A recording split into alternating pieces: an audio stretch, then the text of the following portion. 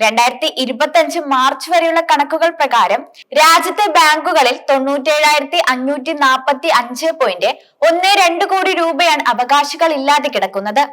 ഈ തുക depositor education and awareness fund എന്ന പ്രത്യേക ഫണ്ടിലാണ് സൂക്ഷിച്ചിരിക്കുന്നത്. ഈ പണം എത്രയും വേഗം യഥാർത്ഥ ഉടമകളെ കണ്ടെത്തി തിരികെ നൽകണമെന്ന് കേന്ദ്ര ധനമന്ത്രി നിർമ്മല സീതാരാമൻ നിർദ്ദേശം നൽകിയിരിക്കുകയാണ്. കേരളത്തിലെ തിരുവല്ല ഉൾപ്പെടെയുള്ള പല സ്ഥലങ്ങളിലും ഇത്തരത്തിൽ വലിയ തുകകൾ കെട്ടിക്കിടക്കുന്നതായി മുൻപ് വാർത്തകൾ വന്നിരുന്നു.